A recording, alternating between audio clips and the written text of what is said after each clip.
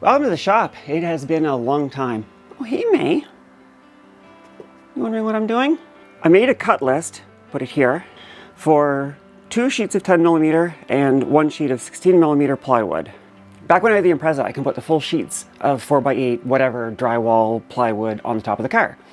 With my current car, I can't. I can tow with my current car, but I was too cheap to spend 20 bucks to rent a trailer, so I made 3 cut sheets for the boards that I'm going to use to make the prototype box. And I had the broad cuts done at Home Depot so that they would fit in the car. I don't really have the right tools for this job. In an ideal world, I would have a sled with a table that I could put the sheet goods on and run through the blade and keep it nice and 90 degrees. I don't have that. I'm going to have to freehand it. For anything that's too awkward to run on the table saw, I'm going to try to use the hand saw. For this, the right thing to do would be to have a track saw. I don't have a track saw, but I do have a long piece of 16mm that has a factory edge on one side and has a machine cut edge on the other side. So certainly for the purposes of a prototype, it's square enough. The bigger trick is going to be getting the 3mm and the 5mm cut fairly accurately. I'm probably going to use the table saw for the 5mm outside cuts, and I'll probably use the miter saw, sawzall, whatever you want to call it. That's not a sawzall. What the hell is the right term for those? Jeez, I'm forgetting right now. Circular saw. I just got stupid for a second. I'll probably try to get the circular saw set up to cut 3mm deep and just use this as an edge and just work it over until I've got my cuts. I'll start with the 10mm boards so that if I screw up, it doesn't hurt as much. I need to get my measuring tape. So this is 2 542s by 790. One of the things my woodworking teacher drilled into me was, don't trust this. Start from an even number. So I'm starting from the 10 line, which means I want to go to 890. And then when I go to cut this, I'll tap off and measure before I commit to the cut to make sure that it's actually 790 when I finish cut it, because the blade, the kerf, depending on how you line it up, it might not come out as exactly 790. One of the things that makes these things inaccurate is when you let them slam back really hard. And the reason is these rivets, they've got play, and that play is actually calibrated to the thickness of the metal. So when you pull from the outside, it pulls out to account for the thickness of that end piece of metal. When you butt up against it, it slides in enough to also account for it, so that whether you're measuring from by pushing on the outside or pulling from the inside, the measurement should be the same. When you let it slam home, you start to stretch out that metal and you throw that calibration off and your measurements are no longer accurate. So what did I say that one was? 542, which means I'm going to go to 642 because I'm starting at 10. So again, this is a factory edge, so I trust it to be square, well, square enough for the purposes. So I'm going to put the mark here, flip this over. This was cut by a big machine, so I trust it to be square as well. And now I'm going to verify that this line is still 592. By starting at 10, it's going to be 692. And I did something wrong. 642. 642. Pretty darn close. Okay. So now I can trust that line to be straight.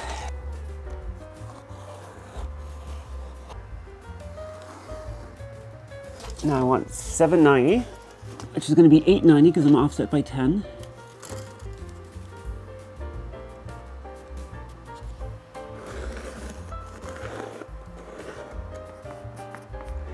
And I need a second one, which I'm going to do off this side so that I get my 3 factory edges and I only have 1 cut side, which again, I wouldn't worry about if I had a proper table for cutting this, but I don't. So I do worry. Hey, May, just keep me company. I love you so much. Do you know that? 542, so 642. Come to my 10, 790, but actually 890.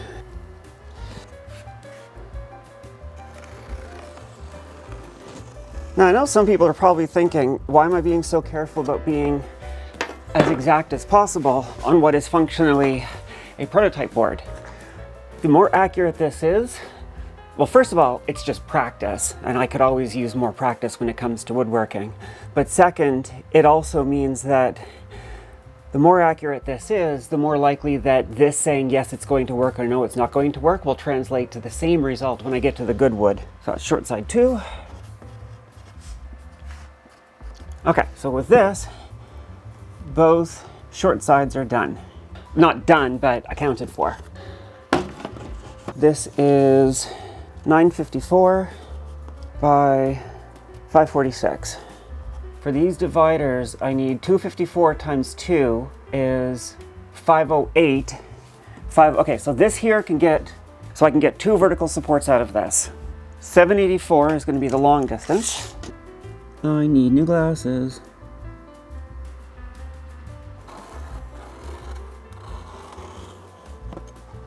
One of the mistakes I found myself often doing when I was learning woodworking would be, I was looking for 354, so I'd go to 350, and I should have gone to the left 4 more millimeters. I would oftentimes go the wrong way to subtract 4 millimeters. So that's one thing I'm always watching for, that I don't make that mistake again. It's slightly embarrassing.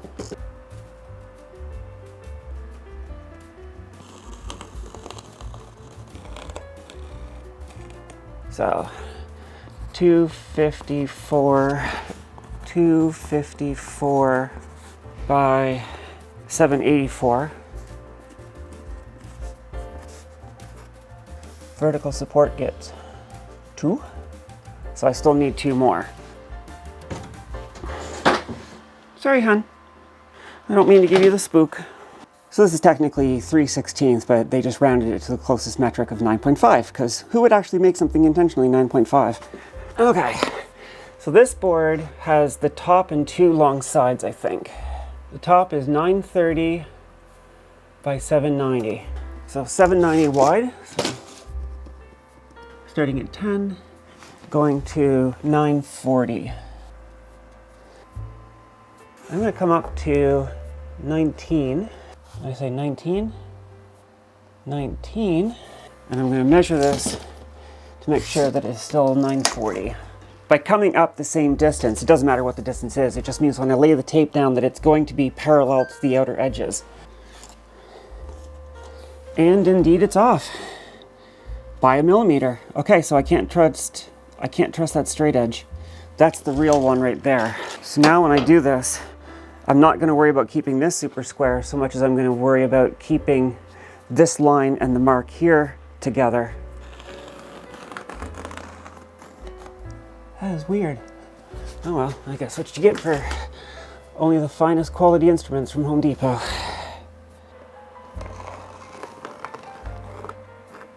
So that's my 930. What did I say, 790? No, 890. 790, not plus 1 centimeter, plus 10 centimeters. That's 890 is right here. So I'm going to do the same thing. I'm going to come in part ways and measure up again because I don't trust my straight edge over that length. Let's come to 19. Actually, let's come to 15. That puts me closer to the middle. To 890 is right here. See what I just did there? Don't do that. Let it click in. That's not good. This seems short. 930 by 790. I did 790 by 790. I am so smart. SMRT smart. Okay, well, at least I knew it didn't feel right and I caught it. I'm always making mistakes like this, and I'll tell you, it can be really hard to maintain self-confidence sometimes. You make these stupid mistakes and you think, if I can't even get the simple stuff straight, how the hell am I supposed to do the big stuff? Well, you do the big stuff by just not giving up. I mean, I know that sounds cliche as hell, but it's kind of the truth. You haven't failed until you've quit. Mads was complaining recently about the quality of plywood in North America, and he ain't wrong.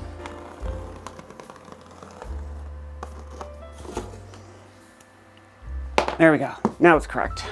So one more sanity check.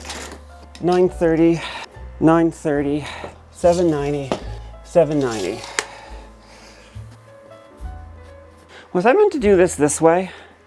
Oh, don't tell me I was meant to do that. I might have screwed this up again. Yep, I screwed it up. This should have been turned this way. If I cut it like this, there's not going to be enough space for the other ones. Okay.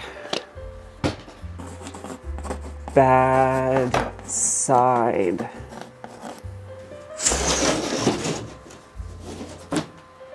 This is what I need to do for the rest of the parts. Yeah, do my drawings, check my measurements, make sure I didn't make a mistake. Once I got the measurements right, check to make sure that I didn't lay out wrong, realize I did, fix it again, rinse, repeat until all the parts are accounted for. Once all the parts are accounted for, then it's time to start cutting. I'll bring you back for that. Everything has been marked up. Some things are not finished being marked. Like I'm gonna get 2 separators out of this, but I can't mark them until I cut them so I can see where the kerf is. I'm going to start with this. It's too long to put through the table saw. I mean, I could flip the guard out of the way and run it through, but there's too much chance of it walking. Oh, I jointed this edge. I can trust this to be a straight edge. I can use that to clamp down to run the saw. Perfect, and it's less unwieldy than the big one for these small cuts. And I do apologize, I have the dryer going on in the background. I don't know what the proper offset is for this. There's gonna be a little bit of trial and error. So this is not plugged in yet, but what I'm doing, I'm trying to see vaguely where the teeth are gonna make contact with the board. Right about there seems good. So I'm gonna come down, make a mark right here.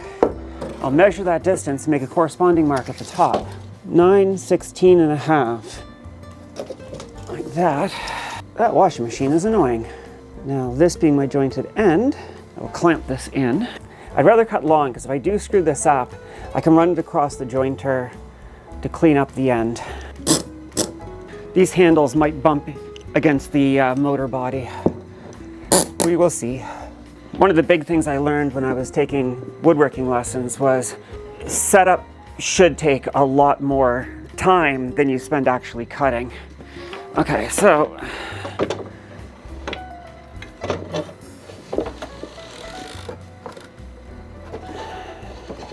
it's going to clear this one, but it's not going to clear this one. I'm going to back this up a little bit. Okay, that should be good. Now, hon, it's going to get real loud in here.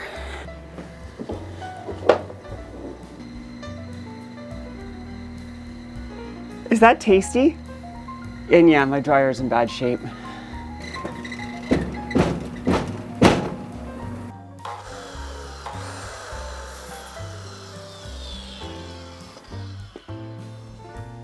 Okay, so I just barely touched it and I can see I'm off by about 1 millimeter. So I'm gonna come in 1 millimeter from that mark.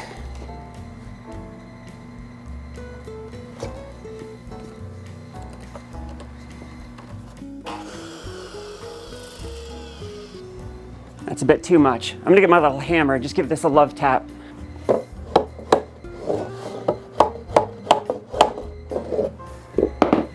Okay, let's try this.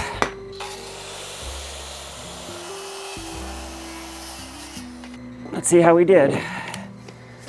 So 784 was the target. Oh, and after I turned off the camera, I checked, and this is actually pretty accurate on the end, so I'm not gonna do the offset by 10. 783.5. I should have given it a bit more of a tap, but all right, well, it is what it is. That dryer is annoying. Now, what I should have done is recalled what the difference was, and then I could have just marked it off. That would have been smart. Try this to get started. Remind me to mark this measurement once I've got it, once I'm happy with it. Oh, I did remember, it was 915, but then I found it a little bit fat. So I'm gonna go to 9/16 even this time, and that makes the difference 130.5 millimeters. Let's see how that works. Oh my God, dryer, you're driving me mad.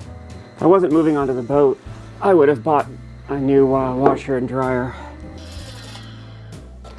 Touch short. So I'm gonna do 131 millimeters even.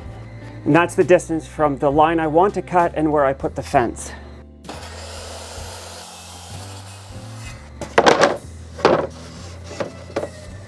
That is not perfect, but pretty good. These are gonna have this top ripped off, but I'll deal with that after. Oh, it's this. I broke this just You can't see what I'm looking at. When I was putting the insulation back, I tried to pull the dryer out and I broke the top off and it's rattling. So tape fixes rattle.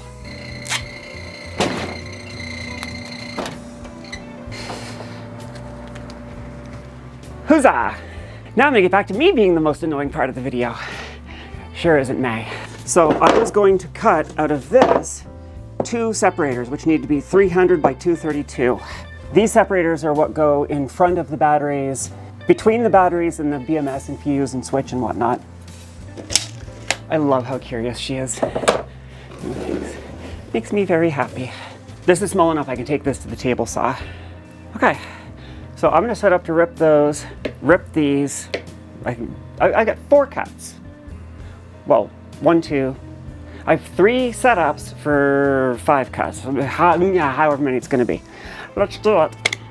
I'm impressed the saw didn't scare you away. Very brave kitty. You're gonna be totally fine on the boat, aren't you?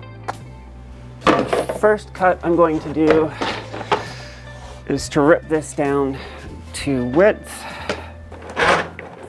This one has to be 254. That should be 254, but I'm gonna get a scrap piece to touch off of to make sure. Is that gonna actually help me? There's so much play in this. I really don't put much faith in it. God, this is flimsy as hell. It doesn't help that this is not a square edge. Let me go square this up.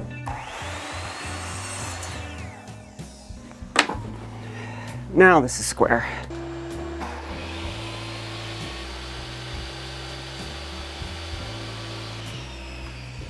Okay, and we're looking for 254.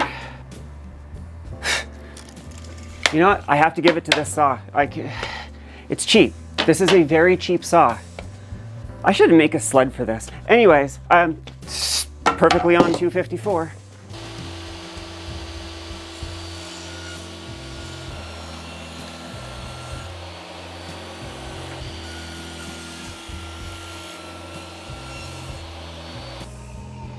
Okay, the next one is 232. Trust but verify. Say it again. This is surprisingly accurate. Now the next cut is 300.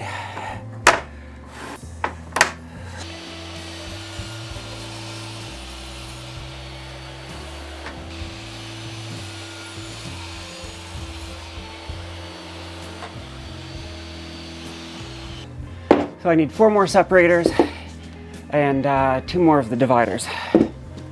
These are the top and middle. They're the 16 millimeter. They're gonna be the worst to cut, so I think I'm gonna just get them over with. Now, what did I say that was? 131 millimeters in to set up the fence. That looks right. That looks right.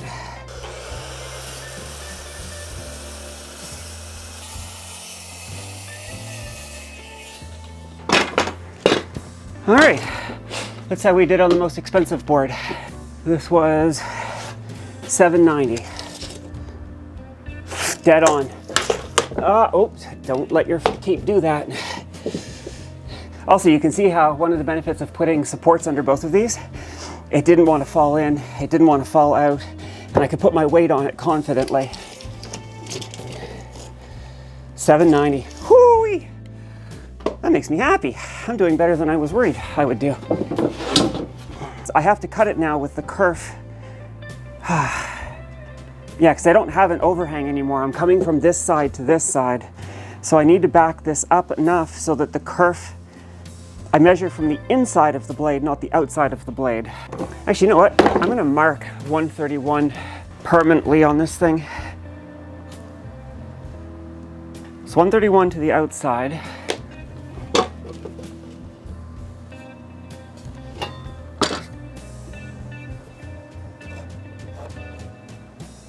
$129. So I make that a 2 millimeter thick blade. $129. Yeah, it seems like a 2 millimeter blade.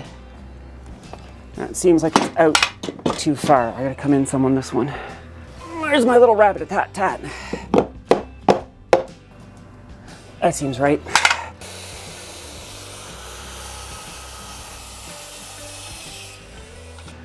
All right, are we 2 for 2? This is supposed to be 784, 784, 784. Okay, width-wise, this is good. That's 2 for 2.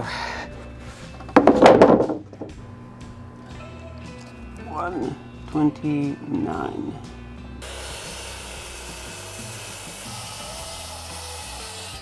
Now let's see how we did. 924 is the number. 924. Touch fat on this side, it is 925. What is this? This is the middle plate. Okay, if I have trouble getting this in, I can just come and take a shave. Actually, you know what? I can do that right now.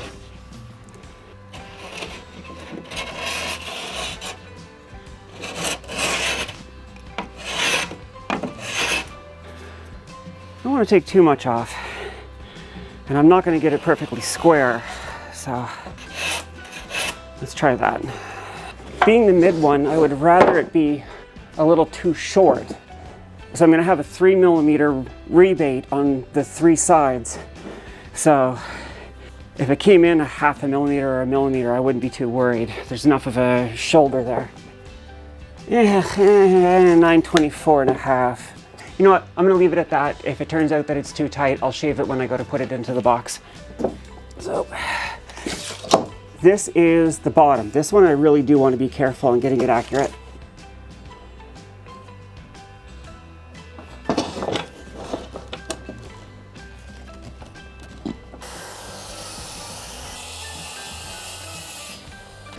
So the number here is 930. How did we do? Bam! Bam! Oh, don't do that! Anyways, okay, good enough. For me, I'm calling it a night. For you, so it's been a little over a week and minor head injury later, and I'm finally back to working on the box. I had to scoot to Montana and back for work. Blah, blah, blah.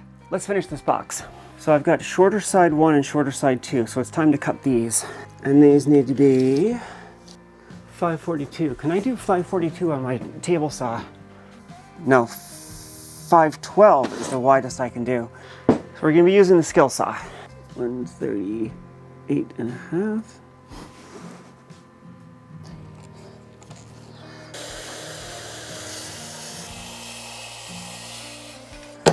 I think that might be way too wide. I think I might be up at 1 millimeter. I'll show you what I mean. You see that line there? That line should be gone. This should just be sawdust. It's a touch long. It's okay to be long. I can always take a little bit more off later, but it's close enough. All right, so the next cut is 542. Short side 2. Short side should be 542 by 790. Definitely too long. How is it on this side? Shit, that's 541. That's 543. I'm off by 2 millimeters. How did I screw that up? What am I doing wrong here? Okay, well, let's do this again. I don't have a jointer's plane, like a really long one. So I'm gonna take another cut. It's easier to get a straight edge.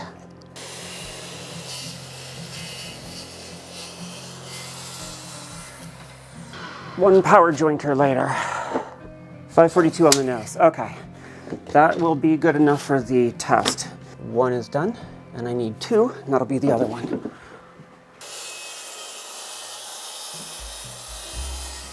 540.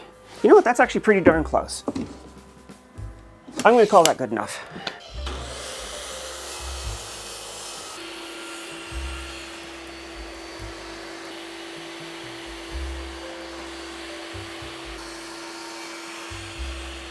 There's 2 more of my vertical supports. That's all 4 of them.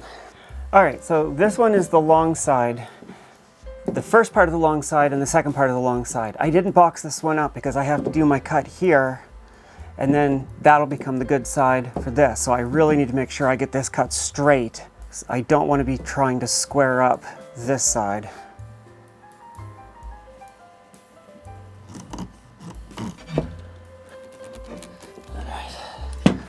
That looks good.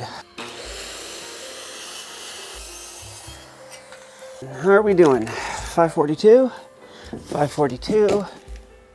Close enough. Okay. I have to rip the top off, so that's not done yet. And 543. Better be a smidge over. Yeah, 543. I'm over by 1 millimeter on the entire thing. Yeah, I should take that millimeter off. Once you start letting yourself slip a little bit and cutting corners, you end up slipping more and more until eventually you've made shit.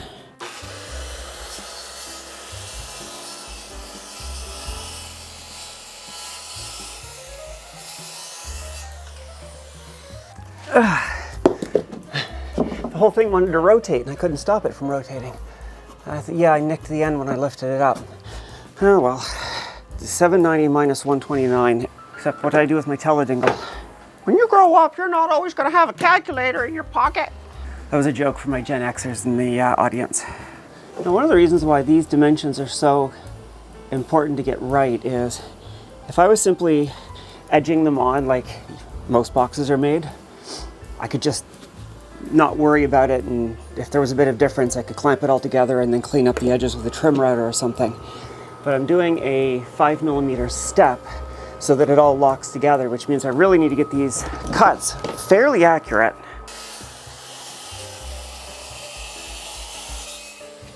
Okay, 790. What did I do? Smack on. Perfect. Okay, so the next cut is 930. This way. If I had a trim router, it would make that little 5 millimeter rebate I plan to do a lot easier to cut, but I don't. I have a big 2¼ horsepower router, but I don't have a table to set it to, because that would also make it really easy. I should probably buy those things, but the boat needs the money first.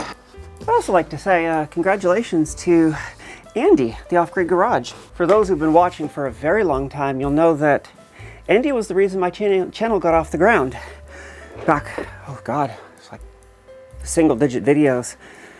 I shorted out my battery and a T-class fuse saved my butt. And it was his videos that taught me to use a T-class fuse and why. I messaged him to tell him about it, and he talked about my channel. Back then, I think he was subscriber 42. He himself, I think, was just over 10,000 subscribers, and he's been pushing hard, multiple videos a week. So congrats to Andy, and well earned.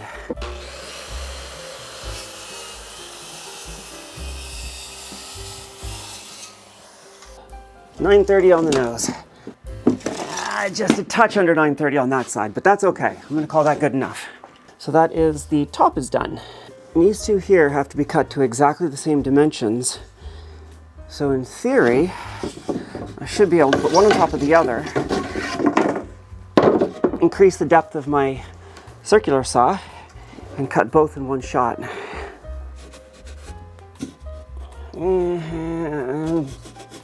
Not exactly the same width, but within 1 millimeter.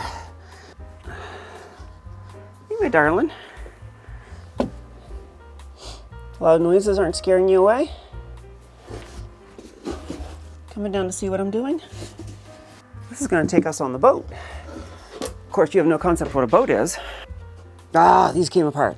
Damn it. Yeah, you know what? I should have just cut them separately. Much better. Much better. 940 on the nose.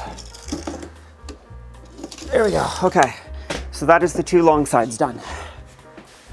So I've got my base, my mid, my top, both short sides, both long sides, all 4 vertical supports, and 2 of my 6 separators. So I need to do the last 4 separators now. 126, yes, I can fit this. Okay, I'm gonna rip this at 232 and then set the fence up for 300 and just go zip, zip, zip, zip.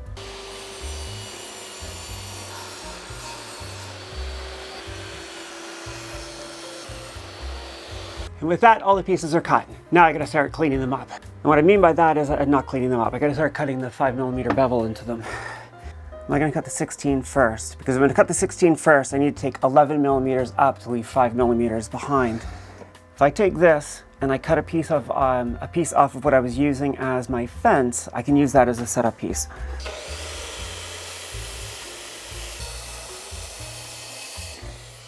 I want these to be accurate, but it's also good to get some freehand practice because that's shit.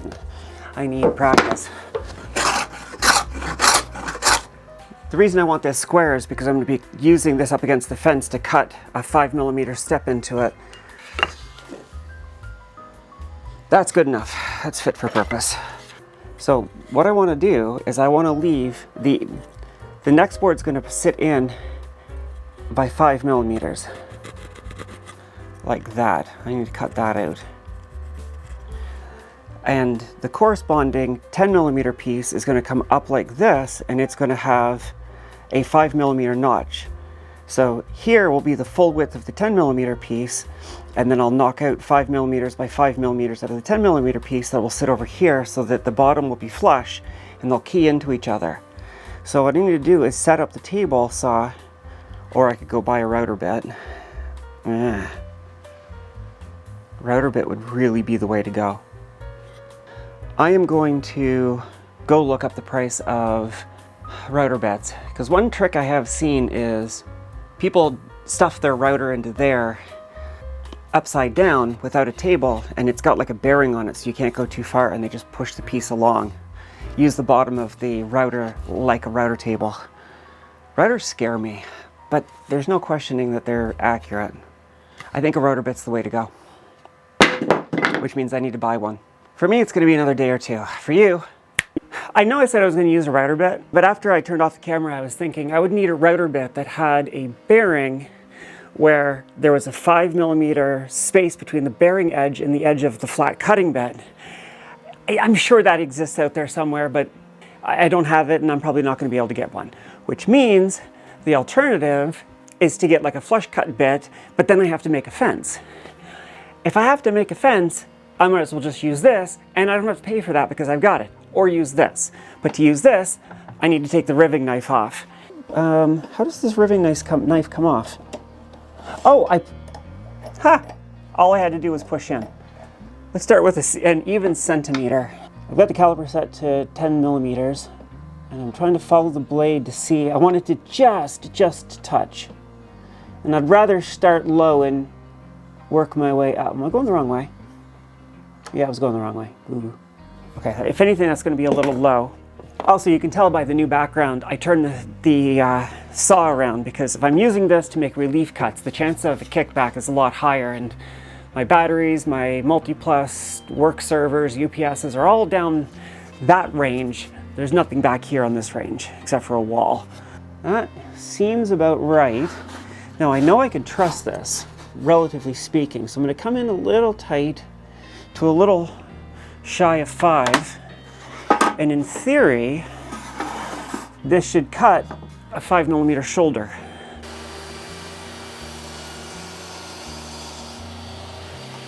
If that was cut right, the remnant here should be 5mm. It's a fat 5.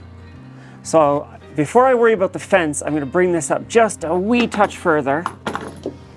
Okay, so I gave it a quarter clockwise turn. Let's see what that does. That was too much. So I probably needed an 1/8 of a turn.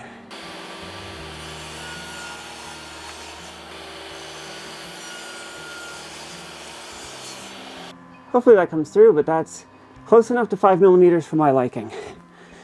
So now I know the blade height is going to leave me 5mm this way. Now I need to know, is my fence set to 5mm? Oh gosh, no, it's 7mm. This is cut way too far in. Ah, right. 7mm is 5+2, and this is a 2mm kerf. That measurement is to this side of the blade.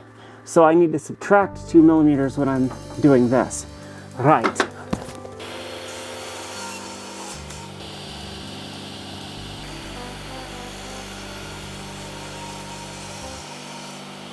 So I set the table here, which you can't see, to 2.5mm. So this should be shy. And it is indeed shy. by about 1/2 millimeter. Perfect. There we go.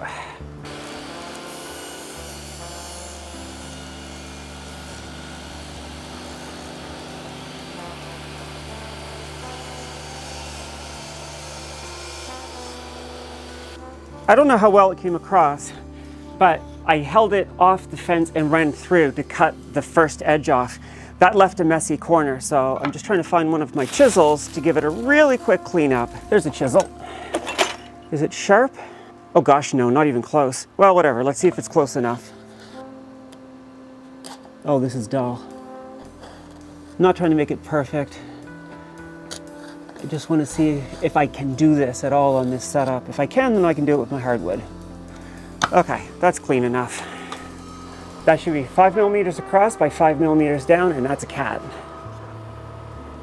Close enough. It's a smidge under 5.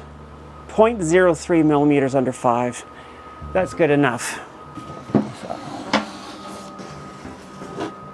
Okay, it's going to want to lift towards the end. Okay, enough lollygagging. Let's see if we can do this without messing up this board.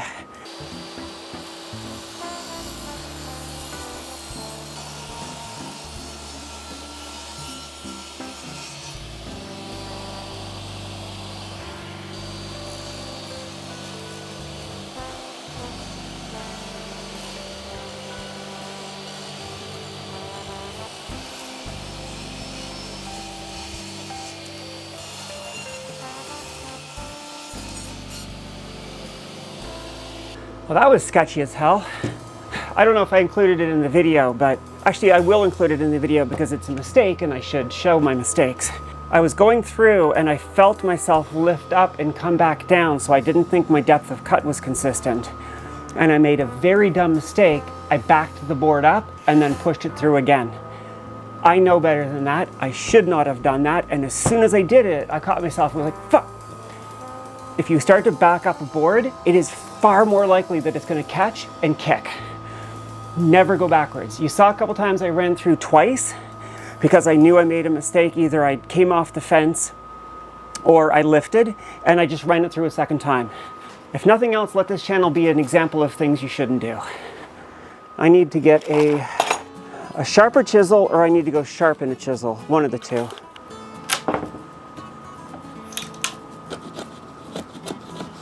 I really need to go sharpen this. This is where a router would have been nicer because it would have just cut it clean and it'd be done and it'd be square.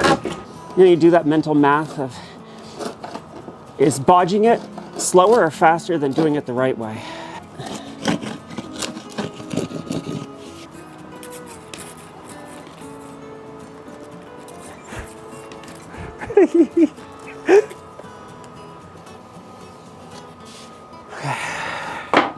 So I know my fence distance is good, but now I have to adjust the height.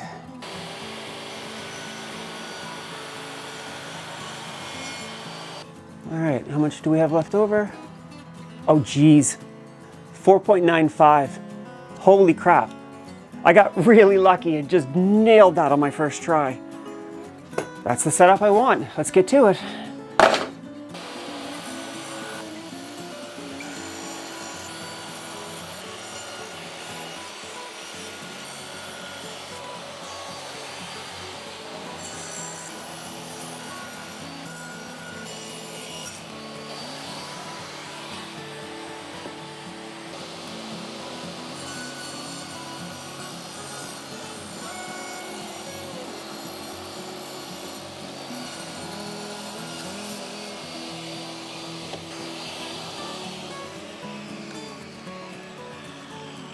That gives me all my 5mm offsets. So now I'm done with the 5mm set on the fence. I wanted to bring the fence in a fair bit further without actually touching the blade, so I get most of that swarf, lip, whatever off, and then I can just clean it up really quickly with some sandpaper and I don't have to worry about sharpening my chisel.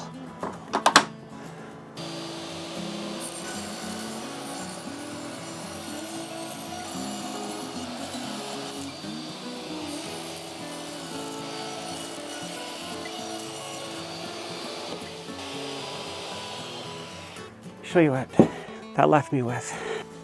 There's a very thin curve here. Can't quite break it with my finger.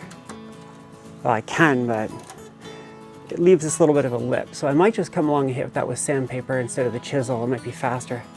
See the same thing up here. Either way, cleanup's gonna be a lot easier now. All right, so sanding with a block to break the edges is not gonna work. Or rather, it would take too long to work. The wood's soft, but it's not that soft. So I'm gonna sharpen my chisel. And I don't know if I've ever shown this. I make no claims, like everything on this channel, to be an expert at anything. So I'm not saying this is a tutorial by any means, but here's how I do it. Years ago, when I first got interested in woodworking, I picked up some diamond beds and I made just a couple of cedar 2x4s glued together, and I just cut pockets for them, plus a leather strap. You can't see in the viewfinder if you can see how that's chewed up. It's even focusing on it. So I got one of these Veritas jigs. I don't know what angle I use normally. I've got it set to 25 degrees. So you slide this over the end like that. You tighten it up. There's markings here for if it's a 1-inch chisel or whatnot. I think it's a 1-inch chisel to get it roughly in the middle.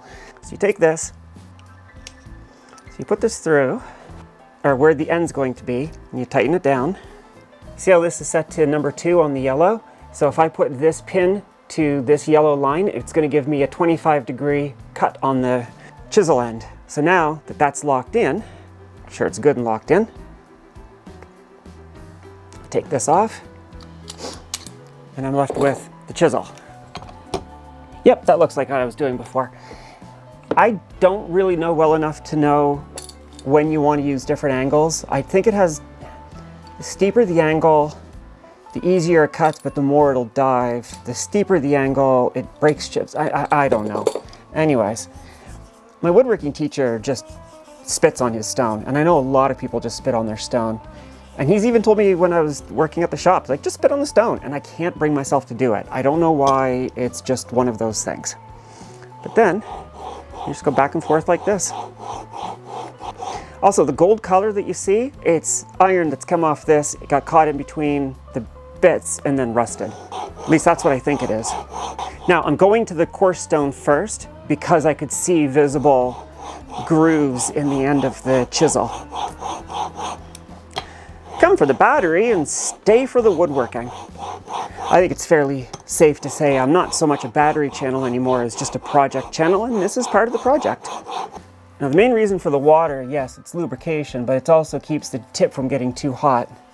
I mean, I'm not going nearly fast enough to heat up the metal, but you do have to be mindful not to get the metal hot. In theory, if you got it hot enough, which you're not going to do by hand really, you can take some of the hardness of the chisel end out and your chisels will dull faster. I'm sure they're heat treated, annealed, whatever you call it, quenched. When you heat it up and then you just quench it, and it makes the iron really stiff, hold its edge. I'm not using the right terms, I'm not a blacksmith. I think all the nicks are gone now, but I'll do a little bit more just to be sure. You can't see it, but May is back there watching me. Yes, I'm talking about you, hun. She's a very curious kitty.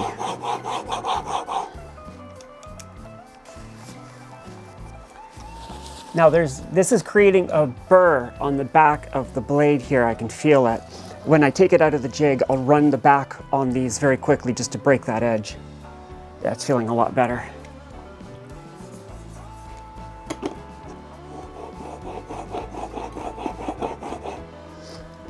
It's really hard to get these stones in and out, so I can't tell you the coarseness. I got them from Lee Valley. I think they were pretty standard sizes. You can see how much metal's coming off in the discoloration there.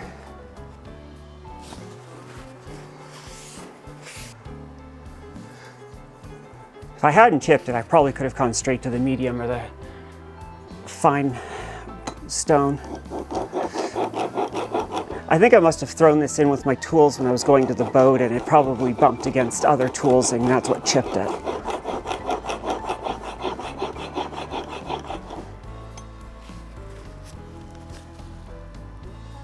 Oh, that's looking much better.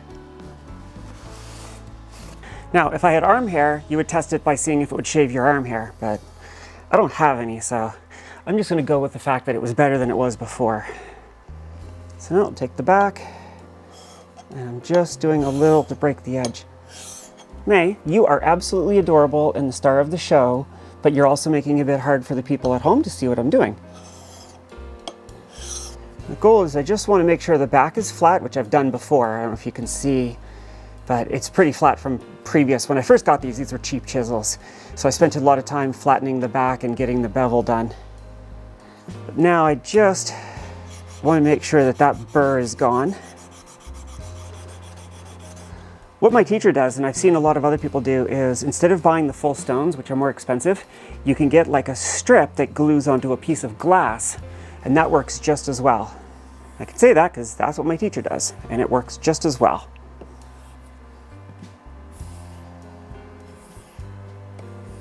I think I've still got a little nick out of that corner, but that corner's good, and that's good enough for now. So I don't know if you can see it, but there is a lip there all along. Oh, so much better. Look at that. Why didn't I just take the 5 frickin' minutes and do this last time? I swear. Spending 10 minutes trying to save 5.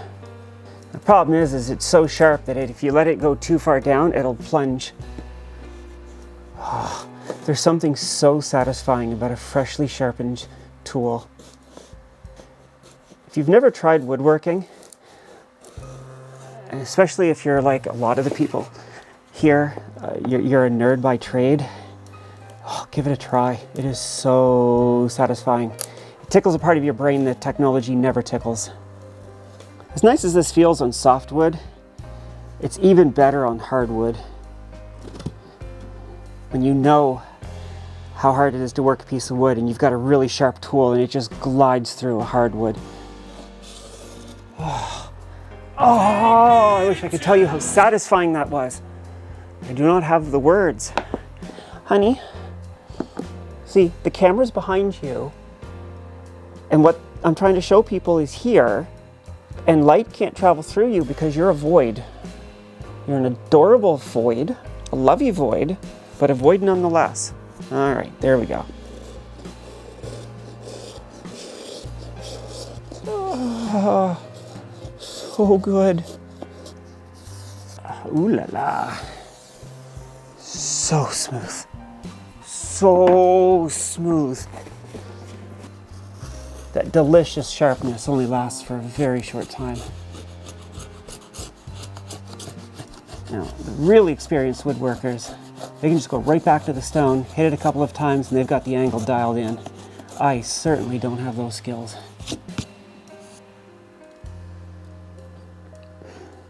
Ain't she just the star? This is what people come to watch, not me. They're here to see you, May. You're the star. Okay, so I gotta do that on the other boards. It's the same over and over again. Be right back. So I've got all the edges cleaned up. I want to try fitting it together. Without the divider boards or the middle plate, I think it's just gonna fall over, probably spill my tea. But curiosity's killing me and I have to see if it's gonna at least look like it's gonna fit together. So maybe I'll grab some masking tape and see if I can put this together now. So if you pretend that you're in the lazarette, 1 battery, 2 battery, 3 battery, middle, 4 battery, 5 battery, 6 battery, with the connections going to you. All right, let's see if this works. Let me get 1 long side and 1 short side. Okay, these boards are warped because only the highest quality, but let me see if I can tape these together enough, and then I'll show you how they fit together. This board is severely warped. Holy crap, is it warped? Okay, but I think I can tape it together.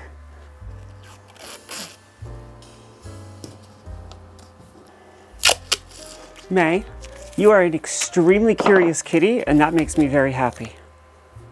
It's slightly annoying, but curiosity is a good thing. Let me see if I can bring you in to show you what I'm doing already. My floor is not flat. But you see how that lines up like that? And that creates this flush lip. The outside piece, well, you'll see on the other side, sits over top this. So when I go to put the face on, as I put on the back, it will slot into here. Now, May, you are giving that way too much credit for its structural integrity. That is being held together by masking tape. Also, you can see this isn't really lined up. There we go. So the top will sit in like this with its lip over the top and the rebate keyed into here. It's almost 1 a.m. I hope I'm making some sense. Oh gosh, this might just work. I hope I didn't just jinx myself by saying that. So the batteries would be sitting like this, and those little face plates, I'd have the dividers like this, I'd put the batteries in, and then I would push the face plates up, and I'll run a little strip to lock the face plates in, and then mount the BMSs, the switches, and I'll have cutouts for the Anderson connectors to come through. This is looking frighteningly wide. I mean, my measurement said it should fit, but this is looking very wide. Well, that's exactly why I'm building this. If it doesn't fit in the boat, this is much easier to throw away if this doesn't fit. I do have a little bit of buffer here. I can tighten up the area where the BMS is if I really need to. So now, does this pull tight? Tape doesn't make for the most accurate of assemblies, but my measurements seem good. Let's see if I can get the cap on it. That's not looking horrible. Let's test fit the top.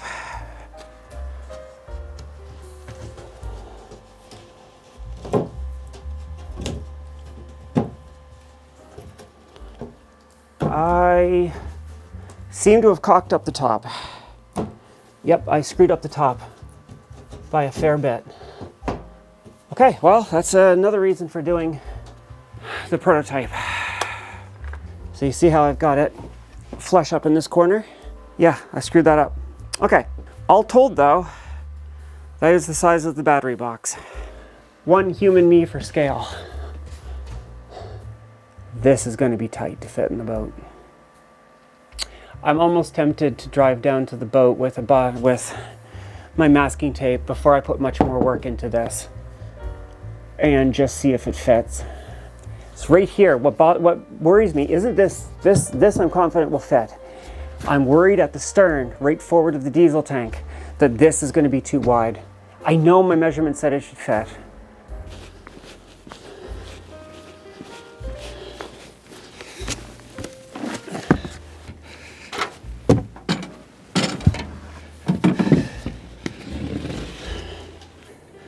This is the moment of truth. Does it fit or does it not? And it's not just a matter of fitting. Can I even get it in? Okay, so yes, I can get it in. I need to turn it 90 degrees though.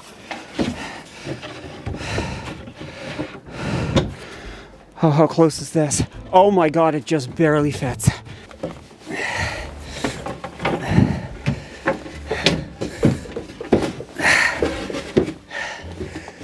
Okay. I got Morse cables and stuff on the other end. It kind of fits. These are going to have to be run further forward to get under here, but I needed to replace those bilge hoses anyway. Let me see. The other problem is that's where the muffler used to sit, and it's higher than these floors. I'm going to have to cut that away. Even with that not cut away, it still fits. It's going to make the lazarette hard to get into. Well, you know what? Let me put the walls up and see how much. Let me see how much vertical clearance I have.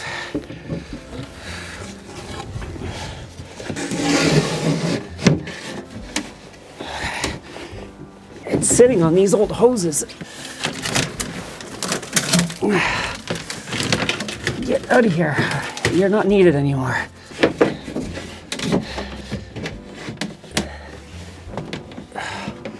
Okay, you know what's funny?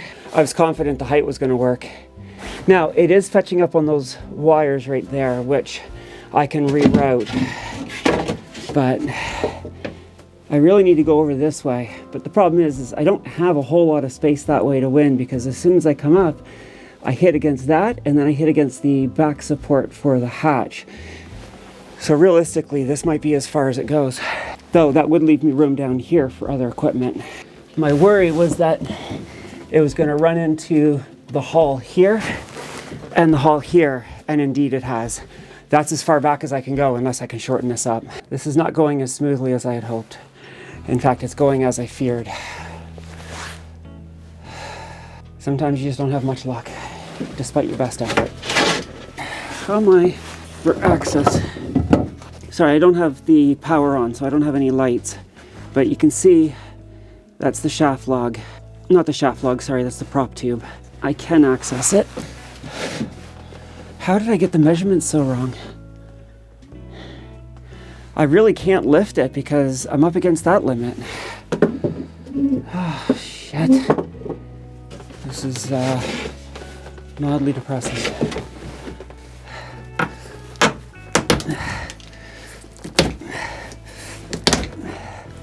Okay, with this out of the way, let me see if I can at least get the side up. Okay, I mean, the problem is it's pushing up against this corner, so I have to shorten the box this way some. Every centimeter is going to make a difference, so I need to go home and actually stack the batteries in here and see how much buffer I left myself. I had left a bit of thickness because the disconnect switches were like 40 millimeters thick, 4 centimeters thick, a little under 2 inches. If I move those to the outside of the box, that will allow me to shorten up the box a fair bit. It is not quite vertical, but it is nearly vertical, but I can see where it's jamming. It's jamming right here. It's sticking out into here, which I really didn't want to have happen, so that's another reason to shorten this up. Disappointing, but not a disaster. That should probably be the motto of the channel. Disappointing, but not a disaster. All right, I'm going to end this video here. If you enjoy this weird stuff, YouTube doobly-doo thingies, if you really like it, even if you just like to see someone suffer, share the videos with your friends. That usual stuff that helps the channel. I much appreciate it. All right, I'm the Digital Mermaid. I have to go home and think. Toodles.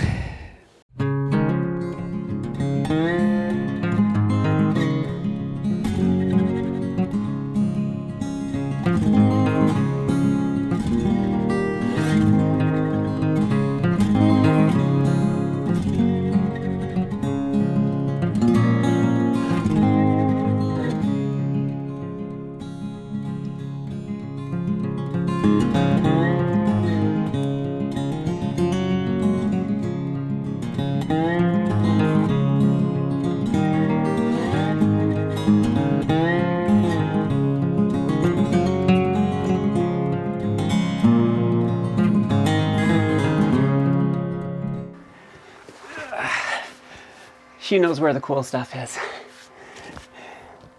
Should I use the scraps when I'm done? And actually, when I'm done, I could probably turn this into a little box for her to play with. Would you enjoy that? Would you enjoy that, my darling? She's falling asleep. Oh my God, you're so painfully cute.